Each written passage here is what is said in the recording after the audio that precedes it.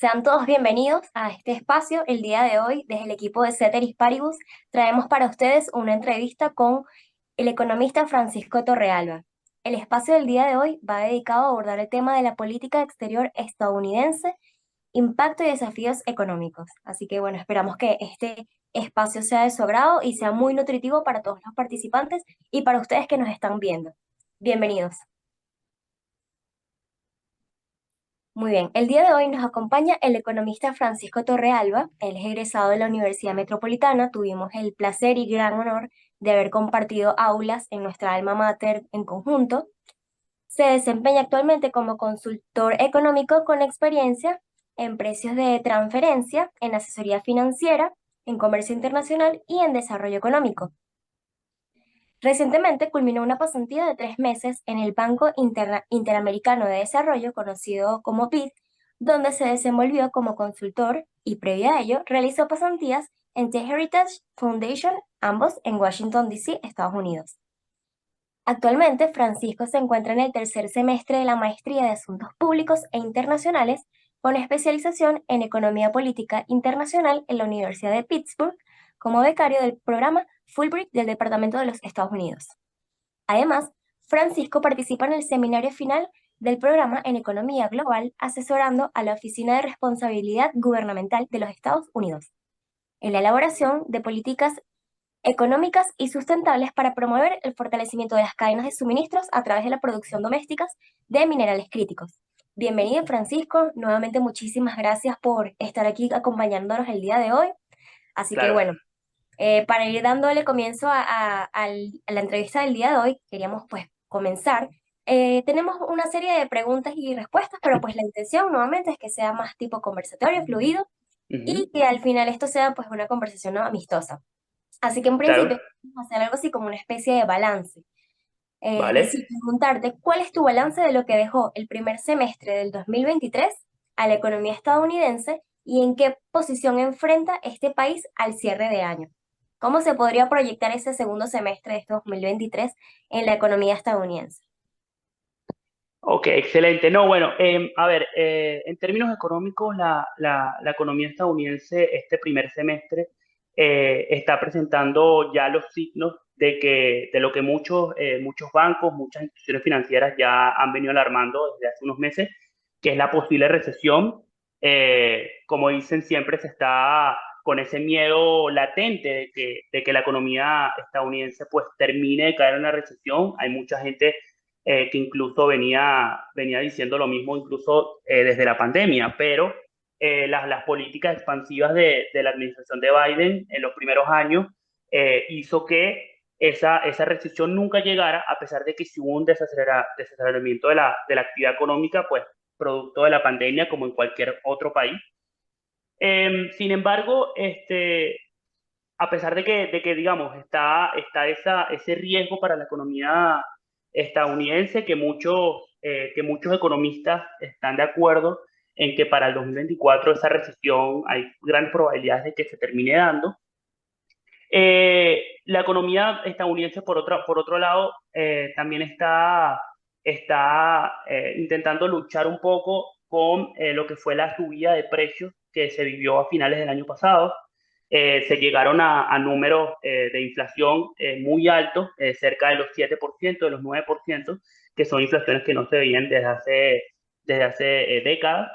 Em, entonces, digamos, la economía ahorita está sufriendo eh, o experimentando, no, más bien, como que un doble riesgo en el cual están intentando eh,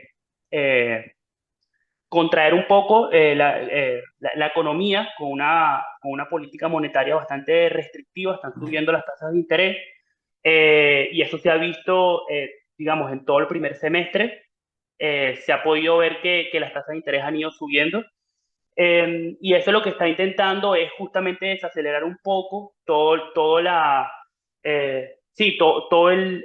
gasolina, como lo llamarían, que se le dio el año pasado, pero eso a su vez lo que está es alimentando pues estos signos que comentaba al principio de que la recesión pues está más cerca que nunca.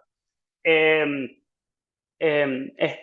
Ahora, para, para cierre de año, digamos, lo que, los grandes el gran desafío que tiene la economía estadounidense, a mi parecer, no solamente es intentar mantener la inflación siempre dentro del rango como lo ha venido siendo históricamente, y dado eso es lo que le ha permitido a Estados Unidos ser la hegemonía mundial en términos económicos, sino también hacerle frente a los riesgos geopolíticos que está sufriendo pues de las grandes potencias económicas del mundo que están surgiendo, llámese China, llámese Rusia, llámense también países del Oriente Medio. Es importante que Estados Unidos pues no solamente entienda la posición económica difícil en la que probablemente esté inmersa en los próximos años, sino también que pueda ser capaz de hacer una política exterior efectiva que reafirme su posición como hegemonía ante el mundo, y que eso le dé la fortaleza pues, al dólar americano que siempre le ha caracterizado. De hecho, mucha gente ahorita, por ejemplo, está con el miedo de el reciente anuncio que hubo del, eh, del grupo BRICS, en el cual ellos están intentando comerciar entre ellos con los yuanes o con monedas de los otros cuatro países que conforman el BRIC. Y eso obviamente estaría causando que mucho del comercio internacional, que obviamente ahorita se está dando con dólares americanos, pues ya no se dé. Esto obviamente pues tendría un gran impacto dentro de la economía americana y obviamente del dólar americano. Entonces, creo que tanto doméstica como en política exterior, Estados Unidos, digamos, tiene tarea que hacer, y todo el mundo está expectante a ver cuáles van a ser las políticas que van a tomar en los próximos años, tanto lo que le queda a esta administración como la administración que tome posición para el 2025, porque de ahí, mucho de ahí se va a definir cómo va a lucir el mundo, tanto en términos económicos como políticos, probablemente en los próximos 20 años. Entonces, bueno, eso sería un poco un overview de cómo, de mi perspectiva de la economía estadounidense. Muy completo tu análisis, Francisco, y de hecho mencionaste varios aspectos que nosotros teníamos también allí visualizados, ¿no? Mencionabas tema inflación, mencionaba tema Ujú, de subida de interés, incluso de los BRICS, que es algo también bastante relevante, y más o menos por allí iba justamente otra inquietud que nosotros teníamos, y era ujú, desde el punto de vista del plano económico a nivel internacional, de la política exterior estadounidense. ¿Cuáles ujú. son esos grandes temas en agenda que son relevantes para Estados Unidos actualmente? ¿Consideras que es Europa, que es China, que es Latinoamérica o cualquier otra región del mundo? ¿Cuáles son esos temas más relevantes que tiene actualmente Estados Unidos? Sí, bueno, no, excelente pregunta. Diría que mucho tiene que ver con la administración que ahorita está pues a cargo de la Casa Blanca aquí en Estados Unidos.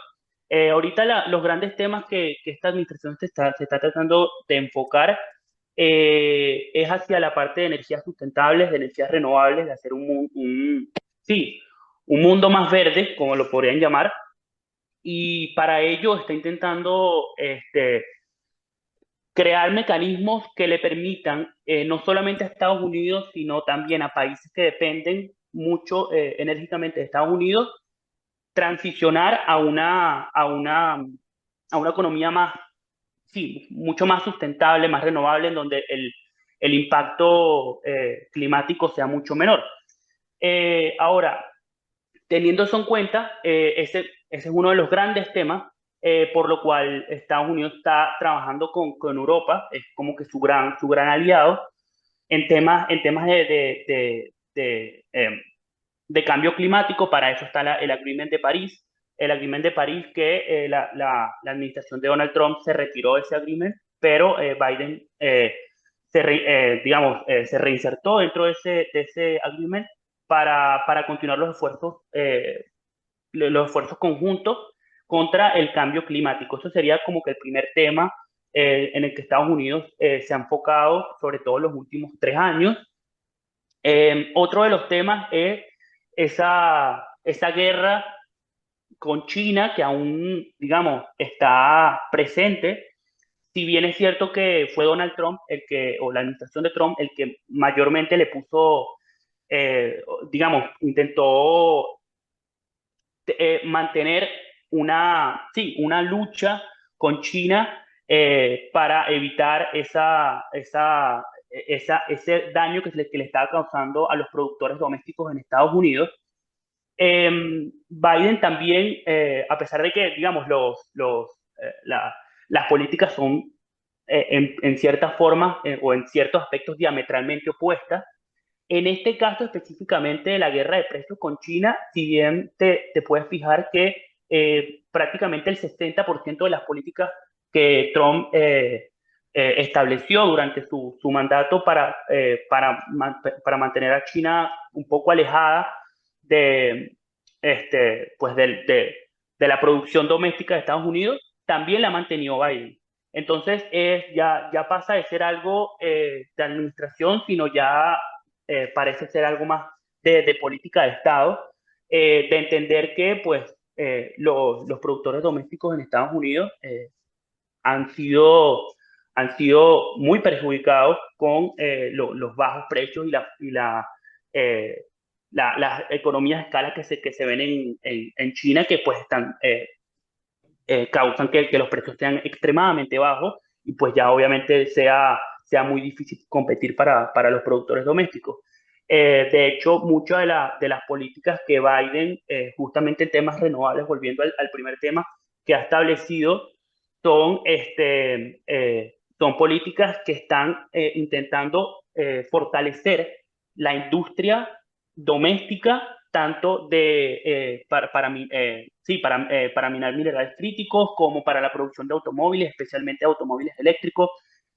Todas esas políticas vienen de la mano con el hecho de que pues China, por el gran incremento en términos económicos que ha tenido en el panorama mundial, pues le ha causado a Estados Unidos. Entonces, eso serían, creería yo, que dos de los temas en política exterior que más se está enfocando Estados Unidos.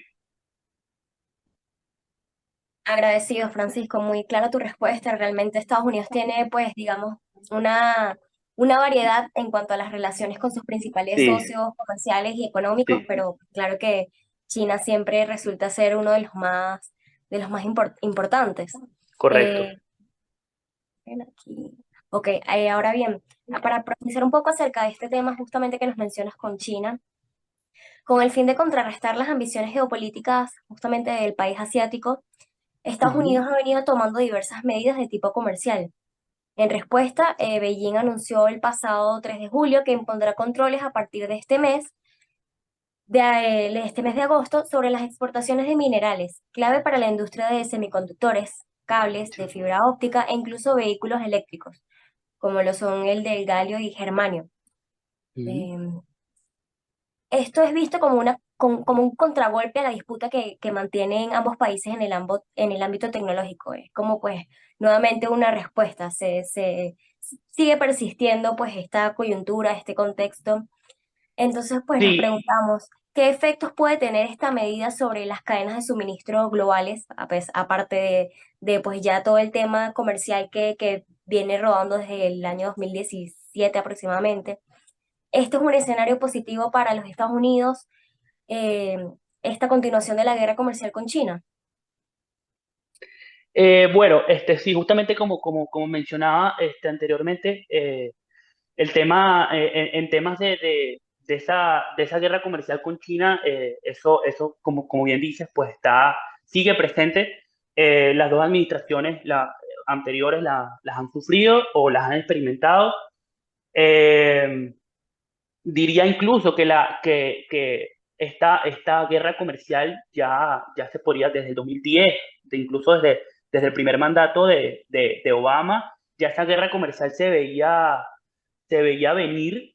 Lo que pasa es que fue la administración de Trump la que dijo, yo creo que vamos a tomar cartas en el asunto con respecto a esto, con sus pros y sus contras. Ahora bien, con respecto a si esto podría generar alguna disrupción dentro de la cadena de suministro, pues efectivamente es así porque el tema es que casi el 95% de los minerales críticos o de los elementos de la tierra raros que son utilizados bien dijiste, semiconductores, pero también para, por ejemplo, turbinas eléctricas, por ejemplo, para la defensa nacional, para equipamientos de defensa nacional, ya sean lentes de visión nocturna, todos esos elementos que necesitan esos elementos raros, el 95%, digamos, lo exporta China. Entonces estamos hablando de que el 95% de la cadena de suministro de una gran cantidad de productos de los cuales depende no solamente la economía, sino también la defensa de los países, viene de un solo país. Y recordar también que es un solo país que no solamente tiene un gran poderío económico, sino que también tiene valores, eh, sí, valores políticos, por decir así, que son muy opuestos a los valores pues, de Occidente, de Estados Unidos, de Europa.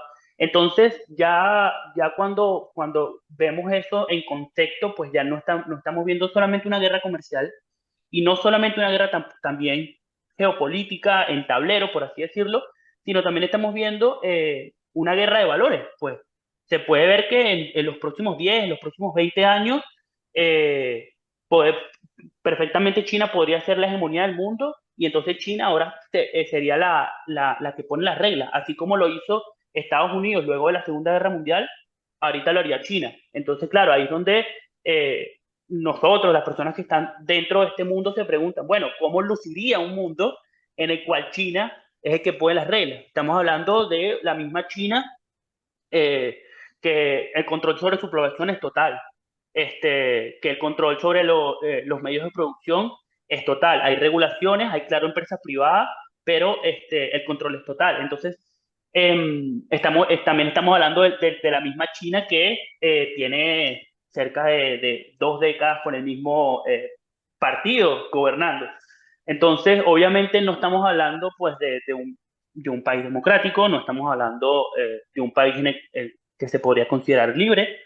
Sí estamos hablando de un país que ha tenido grandes resultados económicos en los últimos años, inmensos. En la década del 2010, China creció a una tasa de promedio de 6%. O sea, estamos hablando que ¿sabes? Ni países que están muy abajo o muy separados de la frontera de posibilidades de producción llegan a esa tasa. Entonces, es un país que sí, ha crecido mucho, pero también es un país que no comparte nuestros mismos valores o los mismos valores de Occidente. Entonces, el hecho de que China maneje el 95% de la mina de estos productos, pues obviamente crea un riesgo no solamente para Estados Unidos y sus cadenas de suministros locales, sino para la cadena de suministros del mundo. De hecho, cada vez recientemente que han habido algunas disrupciones en estas cadenas de suministro, la mayoría han sido por causas de que, digamos, o han sido causadas dentro de China o de ese país. Entonces, eso es algo que obviamente para las personas digamos, hacen política exterior dentro de los Estados Unidos, es algo que tienen en cuenta y también se puede ver que muchos países se están entendiendo que el tablero se está moviendo un poco, porque también estás viendo muchos países que ya no están tomando, ya no, digamos, ya no están públicamente diciendo, bueno, China es un país que pues se puede perfectamente diferir de nosotros en cuanto a valores, pero económicamente pues yo lo respeto y yo quiero estar junto a él, como dicen, quien buena sombra quiere, a buen árbol se cobija, algo así es el refrán, no me lo sé muy bien, pero mi mamá siempre lo dice. Este, pero básicamente es así, muchos países se están arrimando, por así decirlo, a China porque entienden que las probabilidades de China ser la próxima hegemonía son muy altas. Entonces, ahorita, como dije a un principio, para como que terminar la idea acá, este, parece, o sea, si lo vemos incluso, o sea, si hacemos una similitud, pareciera que estamos en una Segunda Guerra Fría. ¿Me explico? Entonces, es algo que obviamente está afectando no solamente la parte política del mundo, sino económicamente y Estados Unidos principalmente por ser sí, por ser la contracara de China en este momento. Em, Ujú, bueno, justamente un poco de lo que tú venías comentando anteriormente acerca del aspecto de China y cómo esta economía, pues, em, con esas tasas de crecimiento tan importantes que ha tenido en los últimos años, viene ya digamos, con esa visión de superar a los Estados Unidos, de superar el dominio que ha tenido Estados Unidos por cerca más de 70 años. Em, sí. Tú mencionabas un tema que a mí me parecía bastante importante, era el tema de la diferencia de valores que tiene China, ¿no? Una Ujú, economía, un país dominada por una ideología comunista, más que el hecho de ujú, que ser comunista por una ideología totalitaria, ¿no? Em, correcto. y cómo justamente esos valores colindan o de alguna forma se contraponen a los que representa Estados Unidos y bueno, y sus aliados como Occidente. Eso me parecía un tema Correcto. bastante clave porque durante la administración de Trump hubo, digamos, por llamar de alguna manera, fricciones con el que se supone que es como el aliado natural de Estados Unidos, que es la Unión Europea. Y Ujú, bueno, eso creo que desgastó un poco las relaciones que tenían estos dos bloques. Sin embargo, actualmente en la administración Biden se ha tratado de recuperar esa relación que, pues es bastante importante para justamente ese objetivo que busca Estados Unidos bueno, de expandir los valores occidentales, ¿no? Tú mencionabas también el claro. tema de los proyectos que se vienen desarrollando en términos de energías renovables, Ujú, del tema de crear una economía más sostenible y queríamos ujú. entender desde tu punto de vista cómo tú visualizas la evolución de las relaciones económicas entre Estados Unidos y la Unión Europea. ¿Qué factores consideras tú que van a ser determinantes para el Ujú, fortalecimiento de estos lazos y que a la vista de quizá una vuelta de Donald Trump, estos lazos pues no se vuelvan a romper, dándole pues más claro, espacio precisamente a estos nuevos actores como sería China y sus aliados? claro, no, bueno, o sea, muy buena pregunta porque realmente sí es verdad que las relaciones de la Unión Europea con Estados Unidos pues se desgastaron bastante durante la administración de Donald Trump, específicamente, precisamente por el hecho de que Trump no siguió los patrones establecidos eh, que muchos le pueden llamar la Agenda 2030, otros lo podrán llamar eh, los movimientos modernos, pero sí, precisamente como siendo Trump el presidente de los Estados Unidos, fue que se separa de esos movimientos, hubo mucho desgaste de las relaciones, como tú bien dices. Ahora bien, la gran parte del contexto actual con la Unión Europea viene dada por, pues, obviamente por la guerra en Ucrania. Ya se esperaba, y eso lo puedo decir porque estuve dentro digamos, de ese mundo del Partido Republicano. Y se esperaba que para inicios del 2023 la guerra ya hubiera terminado. Eso es lo que se esperaba, eso era lo que muchas de las personas estaban de acuerdo que iba a pasar. De hecho, el grupo Wagner, que fue el que dio una intentada de golpe de Estado allá en Rusia, que por cierto, el jefe aparentemente murió ayer en un accidente aéreo un poco extraño también. Se esperaba que ya sea por una implosión interna, Rusia ya hubiera cedido. Y precisamente porque también Estados Unidos, en temas de capacidad de seguir financiando la guerra, pues es bastante. Estados Unidos está financiando prácticamente el 60-70% de la ayuda que se le está dando a, a Ucrania.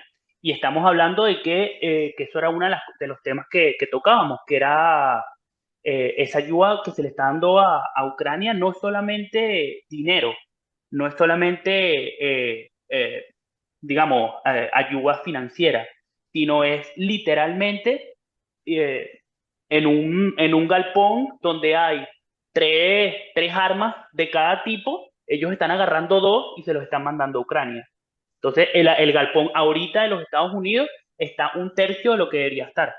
Entonces, si lo pones a ver en contexto, tú dices, bueno, en un mundo en donde Estados Unidos siempre tiene que tener una defensa nacional a tope, pues es un poco riesgoso tener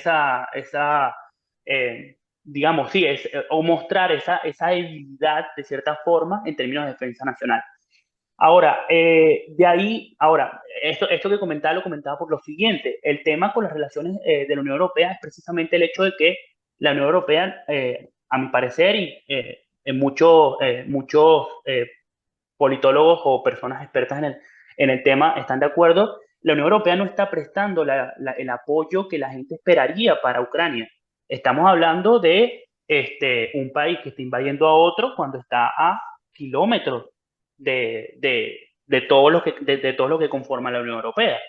Cuando tienes que cruzar todo el océano para encontrar a Estados Unidos, que es el que está dando 70%. Entonces, esa es una de las cosas que la gente se está preguntando, ¿por qué tiene que ser Estados Unidos o por qué está siendo Estados Unidos el que está prestando la mayoría del apoyo? Esta administración, la administración de Biden, muchas de sus intervenciones lo que ha dicho es que pues Estados Unidos siempre va a apoyar todo lo que sea, todo lo que implique libertad y democracia. Y esto pues tiene mucho sentido el por qué entonces Estados Unidos está haciendo, está financiando a Ucrania en este sentido, pero la pregunta es por qué la Unión Europea no está haciendo o no está proveyendo un apoyo similar o equivalente. Se espera entonces que Estados Unidos siempre sea el que responda. Entonces allí es donde dices, bueno, sí, que es muy probablemente el Partido Republicano pues, gane las elecciones en el 2024. Cuando el Partido Republicano agarre, digamos, el gobierno y vea cómo están las relaciones con Europa, en el cual Europa, pues, lo que ha hecho prácticamente es decirle a Estados Unidos, por favor, ayúdame, pero yo no estoy proveyendo lo mismo para poder acabar con la guerra. Estoy, bueno, no estoy seguro, pero digamos, hay muchas probabilidades de que el gobierno de Estados Unidos también empieza a separarse un poco de la línea de la Unión Europea. Y eso aunado al hecho de que, como hablábamos antes, siempre siempre que la administración republicana llega a la Casa Blanca, siempre va a haber esa fricción con la Unión Europea, porque la Unión Europea, digamos, hay mucho consenso en temas de los movimientos modernos que se están dando, y pues el Partido Republicano es uno de los que está intentando como hacer frente a esos movimientos. Entonces, es muy lógico esperar una fricción entre esas relaciones, si llega el caso de que el Partido Republicano llegue a la Casa Blanca de nuevo, sin duda. Sí, Francisco, justamente, o sea, a propósito de eso que comentas de Estados Unidos y su papel en la guerra de Rusia y Ucrania, históricamente Estados Unidos ha sido como el apoyo financiero que pueden tener los países europeos tras la guerra, como lo vimos con el Plan Marshall. Eso Claro, fue un ejemplo de esto que está sucediendo ahorita. Entonces, claro, suena raro porque uno se hace esas preguntas, bueno, pero ¿qué está pasando con la Unión Europea? Ahora bien, sabemos el papel que está jugando actualmente Estados Unidos a nivel pues, de apoyo económico a la nación de Ucrania. ujú, Sin embargo, más allá de esto, ya tras un año y medio de este inicio de las tensiones y de este conflicto bélico, realmente esto ha tenido repercusiones a nivel internacional. Vemos que países latinoamericanos se ven en aprietos con el suministro de materia prima, vemos sí, que también Europa en general tiene bastante, está en alerta y en alarma, así, con el tema energético. Pero más allá de eso, ¿cuál, digamos, sería, aparte de su papel actual del de Estados Unidos como apoyo a Ucrania, cuál es el impacto económico que pueda tener este conflicto y sobre todo ujú, aún si perdura en el tiempo para Estados ujú. Unidos? Es decir, ¿qué desafíos plantea a futuro este conflicto considerando que un cese al fuego se ve ahora mismo, digamos, bastante lejano o bueno, hay mucha Claro. incertidumbre en el ambiente? Claro, sí. A ver, el tema, o sea, digamos, ¿cómo afecta el conflicto a Estados Unidos? Pues creo que en primera instancia afecta como afecta a la mayoría del mundo, que es precisamente con el alza de las materias primas, de los commodities que hemos visto en los últimos meses y de los cuales países en desarrollo han sido los más afectados. Si vemos Latinoamérica, Latinoamérica es una de las que ha sufrido las mayores inflaciones del mundo justamente en estos periodos, precisamente por el hecho de que la dependencia de esas materias primas es total. Entonces, eh, cuando vemos lo que está pasando también en otras partes del mundo, vemos que ese conflicto está afectando a, a todos los países. En el caso de Estados Unidos, está afectando, por ejemplo, en términos de capacidad energética para proveer a los mercados internacionales. Ahorita la reserva, o no ahorita, perdón, desde que comenzó la guerra, una de las políticas que ha utilizado Biden para precisamente mantener unos precios de petróleo estables ha sido pues agarrar de la reserva doméstica de los Estados Unidos. El tema es que, como cualquier reserva, esa reserva no es infinita. Entonces, esa reserva digamos, se tiene que volver a cubrir, a llenar de nuevo para poder seguir haciendo eso, pero una de las grandes críticas que le han hecho a la administración de Biden es que una de las, o sea, que la política principal precisamente para términos de petróleo ha sido eh, justamente agarrar de la reserva petrolera y no enfocarse más en terminar la guerra. Em, otros obviamente pues también son partidarios de los que dicen pues que Estados Unidos, así como tú mencionabas, que está jugando un rol importante en la provisión de ayuda financiera. Hay otros que dicen pues si ya hemos dado tanto, ¿por qué entonces no proveer ayuda militar para terminar esto de una buena vez por todas? Ahora, en los últimos, ¿qué se puede decir? En los últimos años no se ha visto una intervención de los Estados Unidos a una escala tan grande como la que se podría ver si Estados Unidos presta ayuda militar a Ucrania. Obviamente se han visto intervenciones de Estados Unidos en Afganistán, en Irak, en Siria, pero nunca a un punto donde sería tan, digamos, tan llamativo desde todo punto de vista al mundo. Entonces, es algo también con lo que la gente, pues, hay unos partidarios, pero hay otros que no están de acuerdo con eso. Em, Ahora, en términos económicos, también el tema con Estados Unidos, pues, eh, digamos, las relaciones con Europa se van a seguir desgastando a medida que la guerra continúe. Estamos hablando de que Alemania, por ejemplo, el 25% de la energía doméstica de Alemania venía de Rusia.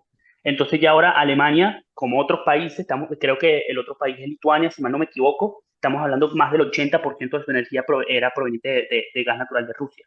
Entonces, estamos hablando de que muchos de los países de Europa eh, se están viendo muy afectados, se han visto muy afectados, y ha sido Estados Unidos el único país con gran poderío económico que está intentando hacerle frente pues, sí, a esta coyuntura, porque bien es cierto, y precisamente volvemos a la pregunta anterior, ahí vemos la diferencia de los valores. Mientras Estados Unidos, siendo hegemonía, siendo la gran potencia económica mundial, está intentando pues parar esta guerra, sea de una forma, sea de otra, habrá unos que lo apoyan, otros que no. China, siendo la segunda del mundo, pues China está totalmente apartada e incluso prestando un poco de apoyo para Rusia. Entonces, el tema sí, de bienestar económico, creo que no hay nada, no hay nada mejor para la economía o nada más sano para la economía americana que la guerra terminara pronto, porque estamos hablando de una gran ayuda financiera, del riesgo de que Estados Unidos tenga que prestar ayuda militar, también de lo que se llamará, lo que consideraría la amenaza creíble de si alguien está haciendo, o digamos, está sí, haciendo algo mal, Estados Unidos es el que va a responder. Entonces, desde todo punto de vista, a medida que la guerra continúe, la posición de Estados Unidos se está debilitando. Y eso pues no tendría ningún beneficio, obviamente, para la economía americana, pero creería que ni siquiera para ninguno de los países de nuestro hemisferio. Entonces bueno, sí, básicamente es eso.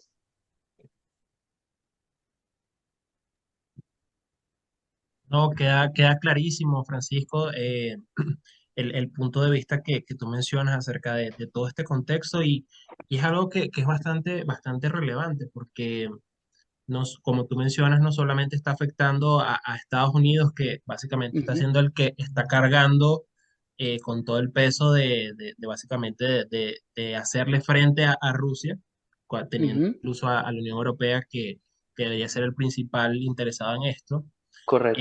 sino que también a nivel económico, pues con todos los efectos que se han visto Ujú, a nivel de inflación, a nivel de la cadena de suministros, a nivel del alza de los precios de la energía. Todo eso ha afectado a Estados Unidos como un todo, no solo a nivel económico, sino a nivel geopolítico, ¿no? Y justamente mencionando el aspecto geopolítico, bueno, desde 2022 y este año 2023, hemos visto cómo el, el tablero a nivel geopolítico se ha movido bastante, ¿no? sí, sí. Justamente que mencionamos el tema de Rusia, ahora a eso se le suma una especie de apoyo no declarado de China, Ujú, que ha visto también en esta guerra una especie de oportunidad de al menos, digamos, sacar alguna renta, si bien correcto, también le ha afectado, pero de al menos sacarle una renta de precios bajos de energía a Rusia y de alguna forma correcto. de generar una dependencia, ¿no? Ujú, Em, Rusia sí ha tratado como de desligarse un poco de eso, pero ha sido inevitable en un contexto pues donde básicamente Rusia está sancionado por todos los países y donde no le quedan muchas opciones tampoco, ¿no? claro. Y uno de los refugios que ha optado Rusia es los BRICS, ¿no? Tú Ujú, lo mencionabas al inicio de la entrevista y bueno, los BRICS también se han movido también con bastante fuerza en este año. Pues entre otras cosas, se ha propuesto la creación de una moneda común, el uso de monedas diferentes al dólar, de ujú, ampliar los miembros y de generar más apoyos a regiones relativamente olvidadas por Estados Unidos, particularmente en África y en América Latina. De hecho, fue Ujú, particular que a inicios de año, en una serie de reuniones bilaterales que tuvo eh, el presidente de México con Joe Biden, ujú, hubo unas declaraciones que fueron bastante importantes donde él mencionaba que la región pues ha estado como olvidada, ¿no? O abandonada por Estados Unidos. De hecho, unos datos que compartía incluso, se compartían incluso en informes oficiales del gobierno de los Estados Unidos, se mencionaba que en el contexto de la guerra ucraniana, Estados Unidos ha provisto en torno a 51.000 millones de dólares, ujú. que es casi el doble que ha recibido América Latina por asistencias al desarrollo en un periodo de casi 10 años. Y esto, Sí, a nosotros cuando estábamos revisando estos datos nos parecía bastante curioso, bastante impactante, porque justamente esto es lo que le está dando como gasolina a la retórica de que pues Estados Unidos está perdiendo en este tablero geopolítico que mencionamos porque ha olvidado a ciertas regiones. sí. En tal sentido, la pregunta que te teníamos era, ¿tú consideras que realmente estas iniciativas, como por ejemplo podría ser el BRICS, podría realmente significar una amenaza a nivel económico y geopolítico para los Estados Unidos? Y por otro lado, ¿qué nos puedes comentar respecto a, digamos, este relativo abandono que tiene Estados Unidos con regiones como América Latina, como África?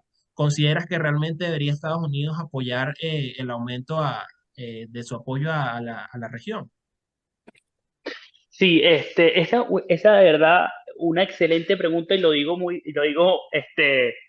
por lo siguiente, una de las grandes preguntas, de las grandes incógnitas dentro de la política superior, de la política exterior hacia América Latina, es por qué Estados Unidos no le da la importancia que requiere a los países que están eh, en su backyard, ¿sabes? Ahí están ahí mismo. Y realmente Estados Unidos siempre se ha protegido diciendo exactamente lo que tú comentas. Bueno, nosotros proveemos ayuda humanitaria, y es verdad, proveen ayuda humanitaria no solamente directamente, sino a través del Fondo Monetario, a través del Banco Interamericano de Desarrollo, que es el que provee prácticamente el 70% del- de la, em, de la ayuda humanitaria a América Latina, especialmente a Centroamérica, también del Banco Mundial, de la ONU, de la UNICEF, de muchísimas instituciones. Si bien es cierto que Estados Unidos pues, ha provisto toda esa ayuda, pareciera que, o así se ha visto al menos, que en los últimos 10 años, por lo menos, la política exterior hacia América Latina ha sido, bueno, yo te proveo ayuda financiera y yo espero que con esa ayuda financiera, pues tú llegues a unos niveles de democracia aceptables que permitan que se mantenga la región estable.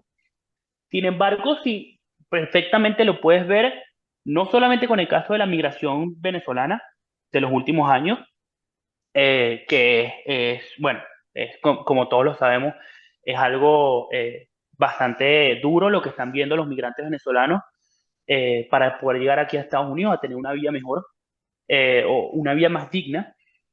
Pero realmente si digamos, amplías un poco el alcance de este contexto, también lo puedes ver que lo mismo pasó con los salvadoreños, también lo mismo pasó con los guatemaltecos, con los hondureños, incluso una época con los mismos mexicanos. Entonces, cuando vienes a ver, pareciera que esa política de te doy ayuda humanitaria y yo espero que lo hagas bien, pues no está funcionando. E incluso se puede ver que en este periodo en el que Estados Unidos ha estado tomando esas políticas hacia América Latina, muchos de los países han virado hacia regímenes totalitarios. Tal es el caso de, obviamente, Venezuela, y también ha polarizado mucho la región. Ahorita cuando era mucho más común ver candidatos de centro, ahorita en América Latina es mucho más difícil ahora encontrar un candidato de centro. Ahorita los candidatos son extrema izquierda o extrema derecha, porque precisamente lo que se están intentando es desligar de esos pasados en los cuales ya sea de derecha o de izquierda llegaron a regímenes totalitarios. Entonces, desde mi punto de vista, y esto es una opinión bastante personal, siempre he considerado que Estados Unidos sí tiene una política una política hacia América Latina eh, muy no bien desarrollada, que ha traído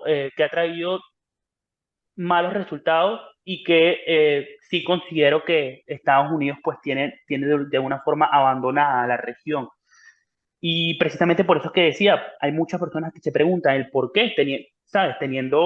Estando allí mismo, siendo países con tanta riqueza desde el punto de vista de recursos minerales, de recursos naturales, teniendo tanto potencial, porque Estados Unidos se enfoca en América Latina. Hay muchas de las personas que dicen que la forma de mantener la posición de poder de Estados Unidos dentro del panorama es llegando a lugares en donde se escuche más o en donde el alcance se vea mayor. Entonces, claro, es mucho mayor el alcance que tiene Estados Unidos enfocándose en países de Medio Oriente, en China, en Rusia, que está al otro lado del mundo, que enfocándose en su mismo, digamos, en su mismo hemisferio. Porque lo que podría pasar es si Estados Unidos se enfoca un poco más en este hemisferio y olvida un poco el otro hemisferio, lo que podría pasar es que Estados Unidos, digamos, siga siendo un poderío, pero de este lado del mundo, pero el otro lado del mundo empieza a tener otro hegemon, que en este caso sería China, que podría ser Rusia, que podría ser, ¿sabes? Eh, algunos de los otros países que también tienen gran poder económico. Entonces, sí, digamos, sí estoy de acuerdo con esa premisa de que la política hacia América Latina ha sido de abandono. eh, y considero que es una de las razones por las cuales la política exterior de los Estados Unidos tiene que cambiar un poco, tiene que priorizar las cosas que de verdad importan, eh, y también entender que si bien es cierto, mucha de la gente o de las personas expertas en el tema dicen que Estados Unidos no es el policía del mundo para estar detrás de los malos. Si bien es cierto, siempre he considerado que Estados Unidos o el país que tenga el poderío económico, militar, geopolítico que ahorita pues ostenta Estados Unidos, tiene la responsabilidad de mantener, digamos, una estabilidad global. Eso siempre lo he considerado, pues, pero es por un tema ya de que es lo que tiene los recursos para hacerlo.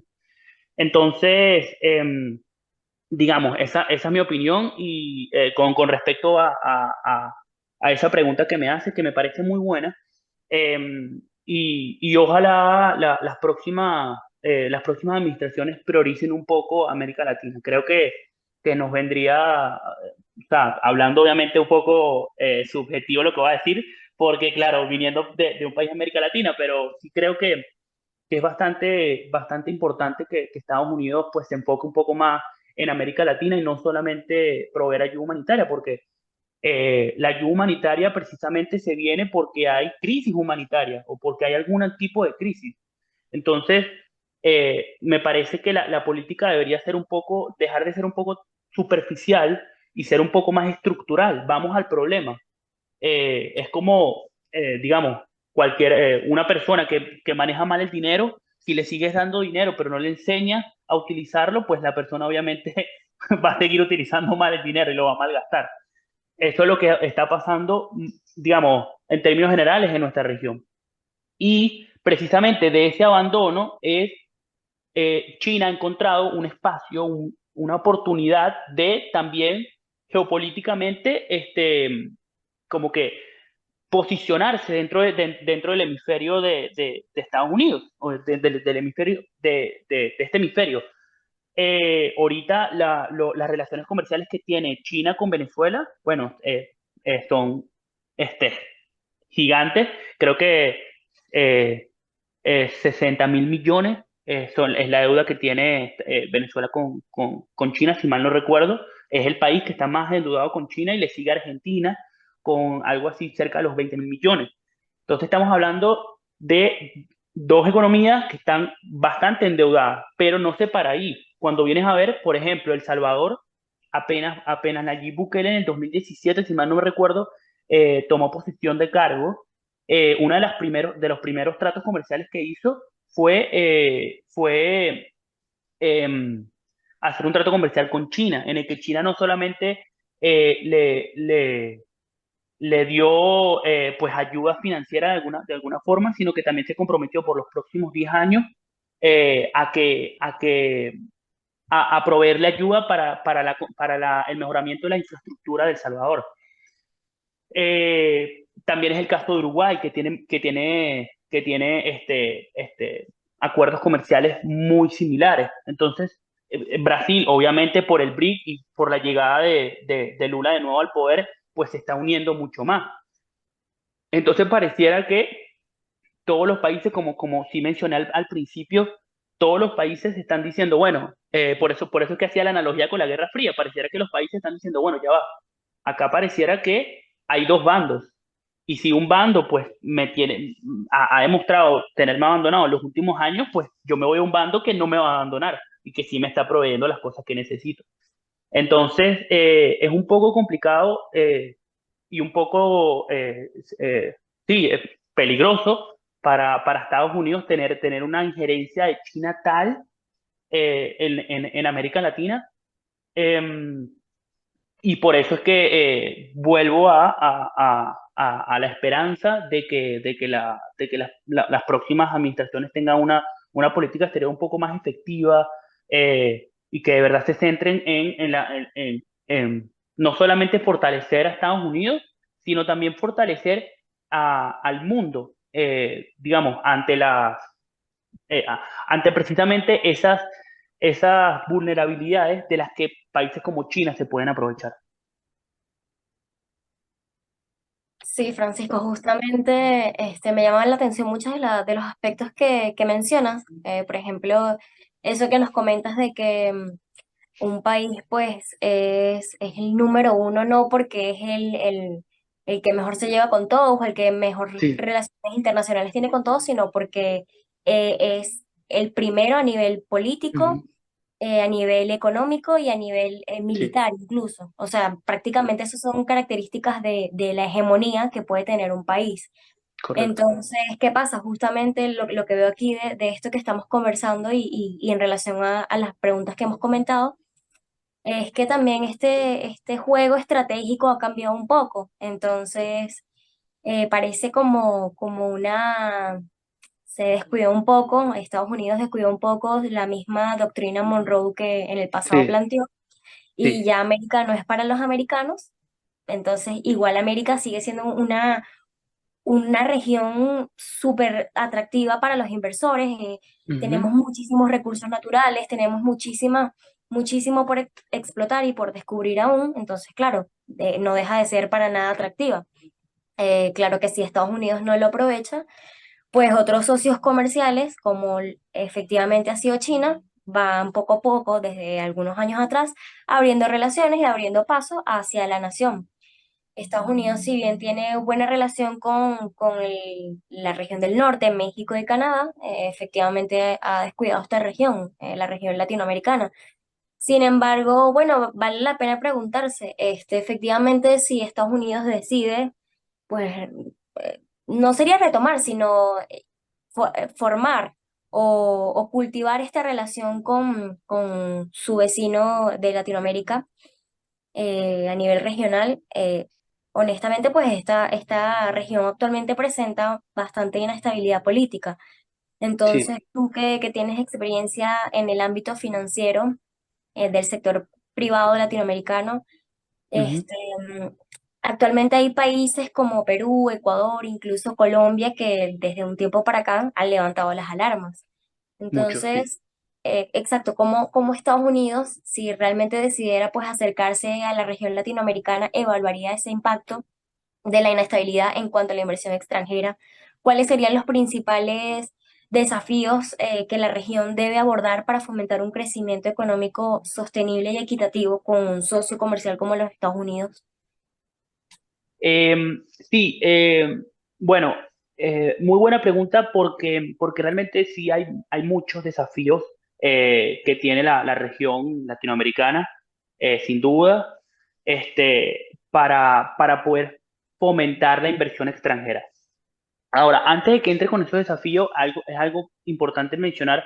Esto digamos, no es una opinión personal. Esto justamente lo estaba viendo el otro día, en un artículo que estaba leyendo, eh, y mencionaba que muchas de las grandes empresas de los últimos años que ha tenido crecimiento, de las empresas americanas que ha tenido crecimiento, gran parte del crecimiento se ha dado gracias al mercado latinoamericano. Tal es el caso de Uber, por ejemplo, que hablaba de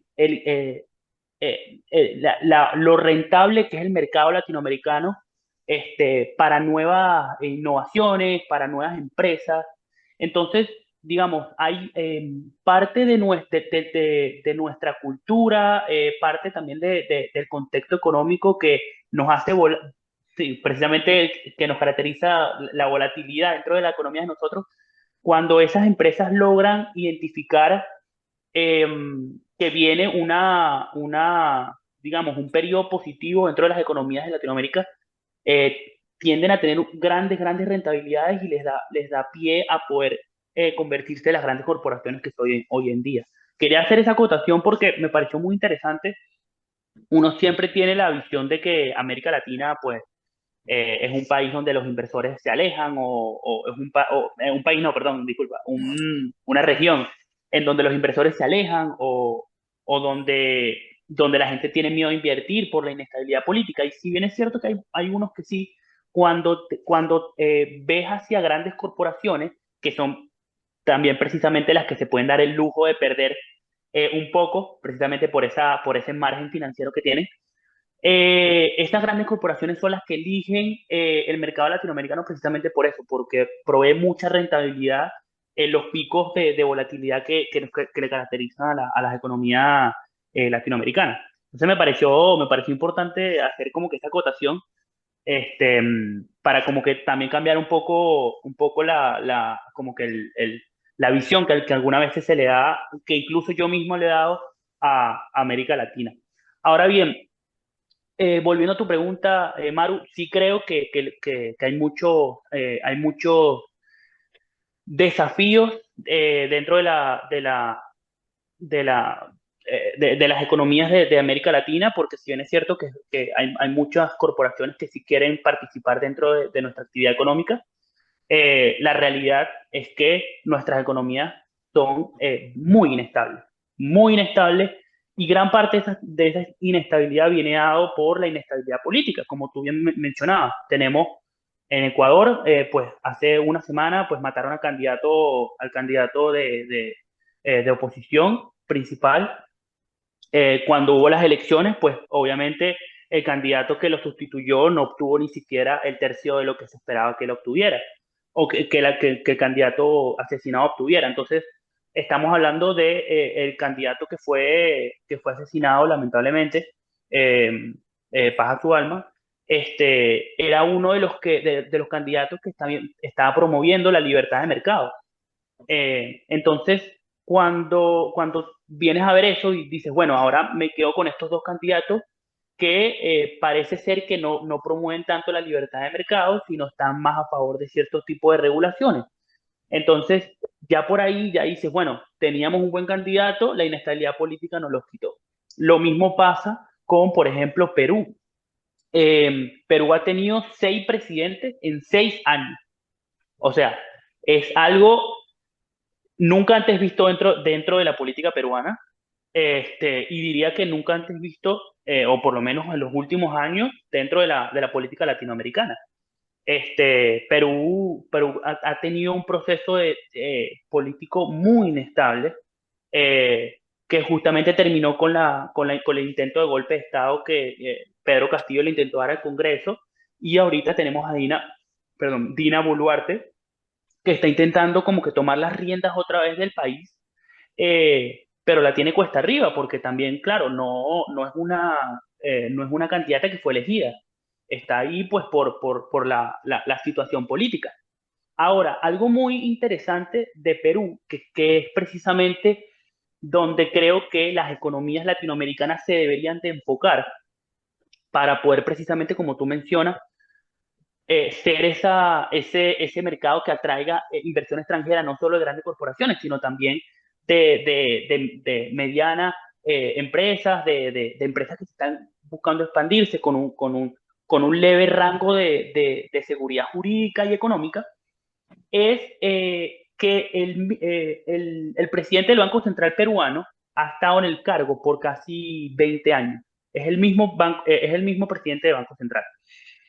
Y justamente durante este verano que estuve trabajando en el contexto macroeconómico y financiero de Perú, me llamó mucho la atención lo, sí, lo disciplinados macroeconómicamente que es el país peruano. Estamos hablando de los países que mejor contuvo el impacto de los lockdowns por la pandemia de COVID.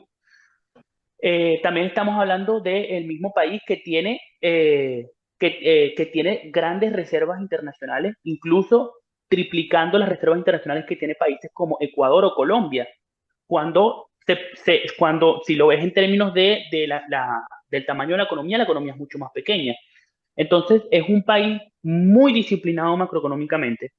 Eh, no digo que sea totalmente por la cabeza o el presidente del Banco Central, pero sí por la estabilidad que su figura proporciona a la economía. Entonces, no importa si en el ámbito político está habiendo mucha inestabilidad, si en el ámbito económico tienes una relativa estabilidad y tienes una relativa disciplina y, muy importante, hay separación de poderes, el país puede siempre mantenerse dentro de la senda, de una senda positiva o beneficiosa en el largo plazo. Entonces, creo que ahí precisamente, ahí va mi respuesta, creo que eso es a lo que tienen que apuntar los países latinoamericanos porque la inestabilidad política de nuestra región es algo, a mi parecer, casi que inherente. O sea, nosotros, el otro día escuchaba una persona decir, y me parece muy cierto, que los latinos somos difíciles de gobernar. Digamos, nuestros países son muy propensos a tener esos cambios políticos tan bruscos. Nunca es como que, bueno, vamos a encontrar una salida, sino es, este lo está haciendo mal, chao. Mucho tiene que ver con, bueno, también nuestro pasado, de cómo el caudillismo se fue dando en nuestros países. Si no era un caudillo, pues entonces venía otro. Nunca hubo como que esa línea de un poder hacia otro, pero entendiendo y reconociendo también, porque, digamos, eso puede ser una característica de nosotros, que si bien es cierto, en el largo plazo se podría, o esperamos que se pueda resolver o mitigar, esperamos que sea así, es bueno para los que estamos hoy entender esas características de nosotros y utilizarlas, digamos, a nuestro favor de cierta forma. Entonces, creo que Perú es un gran ejemplo desde el punto de vista de, bueno, tenemos inestabilidad política, pero siempre que el ente regulador de la economía pues se mantenga dentro de la senda de disciplina que el Estado que el Estado estableció en un principio, la economía va a seguir creciendo, la economía va a seguir teniendo resultados positivos y en este caso va a seguir atrayendo mucha inversión. Yo sí creo que América Latina tiene un gran potencial, no solamente por los recursos naturales, que si bien es cierto tenemos muchísimos, sino también a mi parecer, somos un hub de innovación en muchos aspectos. Solamente que creo que los recursos que tenemos a la mano y precisamente un poco también la inestabilidad económica, no tanto, también política, pero digamos, la inestabilidad económica que nos caracteriza no nos ha permitido crecer como ese hub de innovación, como si lo es países de, de Asia, Malasia, Tailandia, Singapur, que son países, ¿sabes? Que se concentran en algo y son muy buenos innovando. creo que América Latina tiene ese potencial, pero para poder explotar ese potencial, creo que pasa por justamente aceptar esas debilidades que tiene la región latinoamericana en términos políticos, pero también esas fortalezas que podemos nosotros mismos crear, que es darle esa continuidad a los entes reguladores de la economía en la región.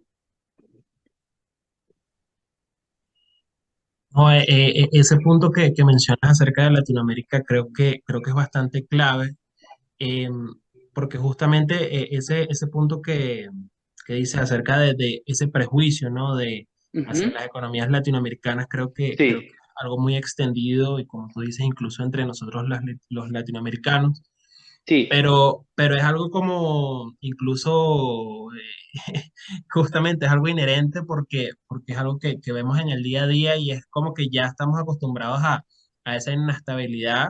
Sí, Si no es aquí en Perú, es en Colombia, si no es en Perú, en Colombia, es en Argentina. sí, sí, Entonces siempre total, estamos total. como que expuestos a una oleada de inestabilidad pero esa lección que mencionas al final creo que es lo clave y es lo que ha permitido que justamente países como Perú, a pesar de esa gran inestabilidad política, pues mantengan una relativa estabilidad en lo que al aspecto económico se refiere. Ujú. Claro, Sí, hay algunos casos atípicos, ¿no? Como podrían ser Argentina, que ya lo mencionaba previamente, que también sí, justamente ahorita está también en su oleada de inestabilidad política. Y bueno, el caso que nosotros conocemos con mayor detalle, que es nuestro país, ¿no? Que es Venezuela. claro. Venezuela, eh, justamente uno de los profesores de que vimos en la carrera nos decía que Venezuela siempre hay que estudiarlo aparte porque realmente tú no lo puedes meter en el conglomerado latinoamericano porque Venezuela, a pesar de que está en Latinoamérica, es una cosa que si tú lo metes en la data te va a dar un punto típico donde sea, ¿no? Sí, sí, sí, sí. Y es por sus condiciones bastante particulares. Yéndome un poco, ligando este tema que hemos estado mencionando a lo largo de, pues, esta conversación que ha sido pues, bastante nutritiva, ¿no? Y ligándolo al Ujú. tema justamente de la política exterior estadounidense hacia Latinoamérica específicamente, queríamos rescatar eh, el hecho de que la política exterior estadounidense ha venido cambiando o evolucionando, ¿no? Ujú. Este, y en el caso particular de Venezuela, que como ya mencionaba, pues tiene unas condiciones bastante particulares, también no se ha visto ajena pues a esto, ¿no? Y pasamos de un escenario hace algunos años, donde pues se está hablando de que todas las opciones están sobre la mesa, para atender el caso de Venezuela, a, digamos, un reenfoque, podríamos llamarlo, Ujú. o un cambio, un shift de cómo, Mm. cómo se ha venido tratando esta relación tan particular entre los Estados Unidos y Venezuela. Ok, Básicamente, para ponerlo en términos sencillos, lo que se ha venido es relajando un poco el tema de las sanciones, sí. dando concesiones políticas para que se retiren. Ujú. Tú, para cerrar ya, digamos, esta conversación que, como te digo, ha sido bastante, bastante interesante junto a ti. Muchísimas gracias por todo tu apoyo y, Claro. bueno, tu conocimiento en esto.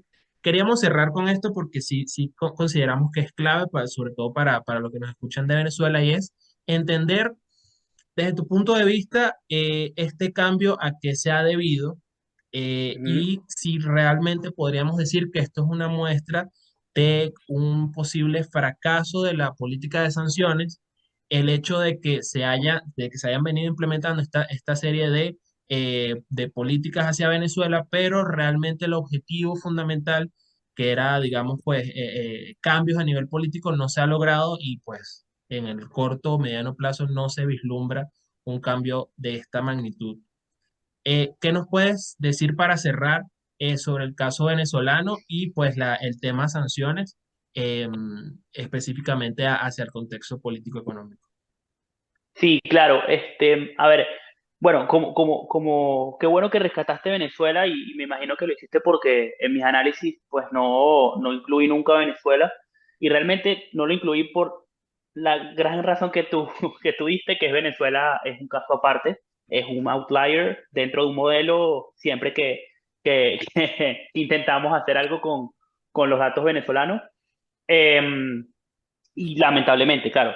Este, pero sí es cierto que las relaciones con Venezuela han ido mutando mucho entre Estados Unidos y Venezuela.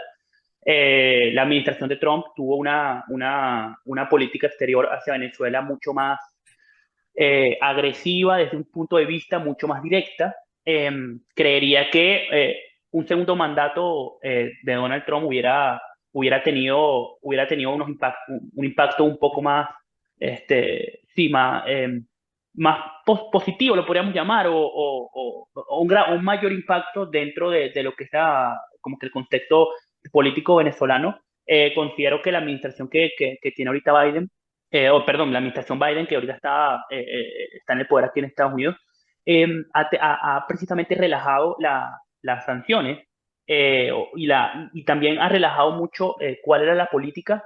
En gran parte es, uno, precisamente por la guerra de Ucrania. La guerra de Ucrania llevó a Estados Unidos a tocar todas las puertas para poder estabilizar los commodities de mercados internacionales que hubo en la política exterior estadounidense. Pues una de las grandes puertas que se tocaron fue Venezuela. Incluso hubo gente, digamos, de la administración de Biden que se reunió con el gobierno venezolano precisamente para ver cómo podrían ir aliviando las sanciones como efectivamente lo han venido haciendo de los últimos meses para acá.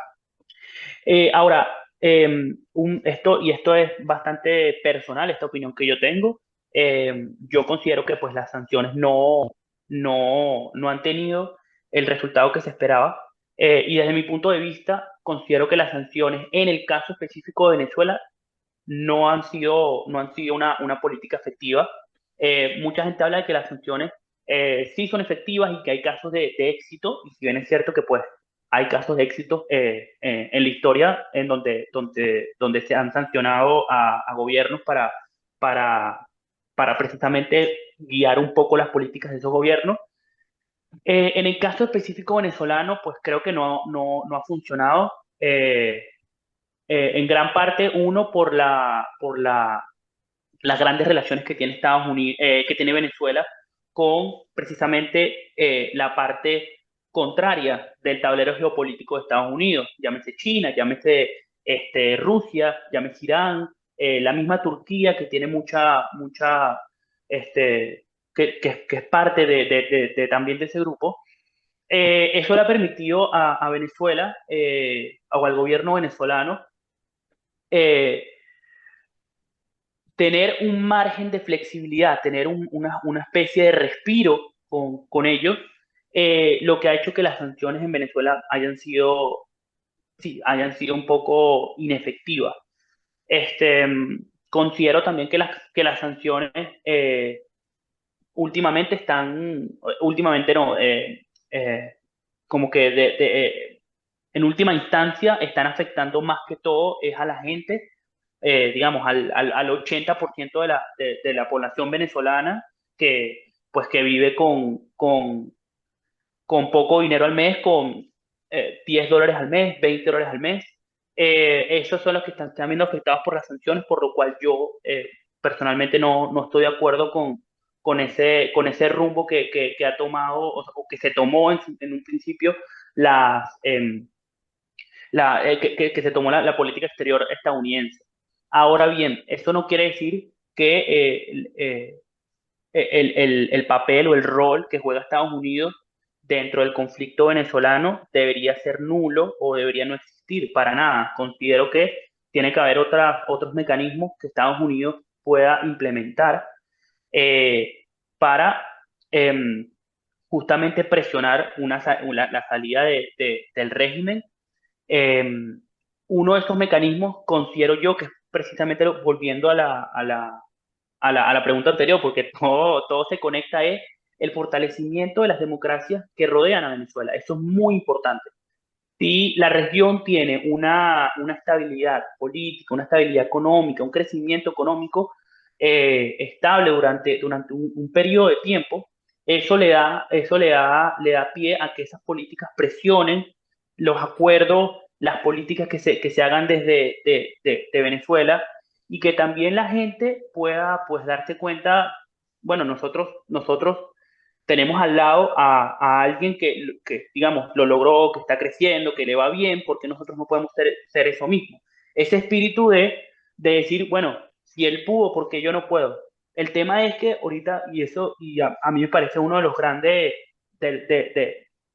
sí, de las grandes tristezas, por llamarlo así, es que el venezolano pues ve a los lados y dice, bueno, pero ya va, si te pones a ver, Colombia, la tasa de crecimiento de Colombia ha sido muy baja, incluso se ha venido acelerando, tiene mucha inestabilidad política, el dólar les ha crecido, ves Argentina, ves lo mismo, ves Ecuador, ves que matan un candidato, ves a Brasil, ves también que tiene muchísima inestabilidad política, entonces cuando vienes a ver, tú dices, bueno, es verdad, Venezuela está muy mal, pero realmente, ¿cuál es mi referencia? Porque no tengo, dentro de los países posibles a los cuales nos podemos comparar, no tengo ninguna referencia, ninguna meta a la cual yo quisiera dirigirme, ¿sí me explico? Entonces, me, me, me parece que de los mecanismos más importantes que se podría utilizar, o de las herramientas más importantes que podría utilizar la política exterior americana para por lo menos contribuir positivamente al conflicto venezolano es, o al cese del conflicto venezolano, es el fortalecimiento de las democracias y las economías que rodean a Venezuela. Eso es una opinión propia, pero sí, sí, digamos, soy fiel creyente de que eso sí, sí tendría un impacto positivo para, no solamente para el contexto político, sino también el contexto económico venezolano. Pero como mencioné, esa es una opinión bastante personal y bueno, este, eh, ahí sí, sí apelo 100% a mi fe en Dios de que pues algo bueno pueda pasar. Muchísimas gracias te damos por haber participado, por tu tiempo, por todas las respuestas, por todo el detalle en todo lo que nos has expuesto acerca de este tema tan interesante. Y bueno, de parte de nosotros, como te digo, el mayor agradecimiento hacia ti y bueno, la mayor admiración también. Aquí presentamos un poco para que las personas que te quieran seguir en tus redes sociales, en LinkedIn, pues puedan tener contacto contigo. Y también, bueno, nosotros presentamos nuestras redes sociales para las personas que nos quieran seguir y conocer más sobre estos temas tan interesantes y conocer pues más de cerca perfiles tan interesantes como el de Francisco. De mi parte, como vuelvo y te repito, el mayor agradecimiento por tu tiempo y bueno, esperamos que quizás esta sea la primera de muchas participaciones en este espacio y bueno, la mayor admiración. Me uno a las palabras de mi compañero, la verdad es que el espacio fue increíble, de hecho nosotros íbamos sobre la marcha porque es que queríamos abordar muchos puntos, pero justamente, o sea, no hubo necesidad siquiera de preguntarlo porque la verdad es que todos los puntos sobre la mesa se trataron, fue un espacio bastante nutritivo, realmente pues conocimos muchas perspectivas acerca de este tema tan interesante de la realidad de Estados Unidos y de qué esperar de caras al corto plazo sobre todo. Pero no, realmente maravilloso. Nuestra intención aquí en Ceteris Paribus es pues impulsar este conocimiento de la economía que a veces incluso entre los economistas es bastante como compleja de explicar, de Sí. incluso entender. Pero en este espacio creo que pues realmente logramos el objetivo y además muy contentos porque sobre todo esto que comentábamos de que Latinoamérica y sus recursos y Venezuela y sus recursos, pero uno de los recursos más valiosos de Venezuela es pues su gente, nada más y nada menos que los venezolanos y bueno, realmente estás dejando pues el nombre del país en alto al formar parte ya a tu corta edad de una institución tan prestigiosa como lo es el BID. Realmente un futuro bastante prometedor y no nos queda más que agradecer por transmitirnos sobre todo los conocimientos que pues estás adquiriendo y de la mano pues con una persona como lo fuiste tú, que compartimos en la misma aula de clase. Entonces eso para Sí. nosotros y para nuestra audiencia seguramente resultará igual de inspirador. Nuevamente muchísimas gracias y que esperamos que este sea el comienzo pues de muchos trabajos en conjuntos y Ceteris Paribus tiene las puertas abiertas para recibirte y contar con tu presencia y tu recurso en cualquier momento. Muchísimas gracias a los dos. En serio, como les dije al principio, un honor para mí estar acá. Me parece que lo que hacen me encanta. Desde todo punto de vista me fascina lo que hacen. Espero que digamos, sigan creciendo, tengan esa resiliencia, porque se necesita mucha resiliencia para un proyecto con el potencial que tiene este proyecto, llegar a lo que puede ser. Se necesita bastante resiliencia, pero estoy segurísimo que dos personas tan preparadas, y tan buenas profesionalmente, pues lo van a lograr. Y si hay forma de que yo los pueda apoyar, pues cuente con mi apoyo también. De verdad, muchísimas gracias, en serio. Y nada, les deseo lo mejor, no solamente a ustedes a término personal, y profesional, sino también a Ceteris Paribus, y que bueno, que siga haciendo este espacio para economistas donde se pueda discutir, debatir, donde se puedan ver diferentes visiones. Me parece que es excelente que hayan esos espacios, y pues este es uno de esos espacios que, que estoy seguro que lo va a seguir haciendo por muchísimo tiempo. Gracias.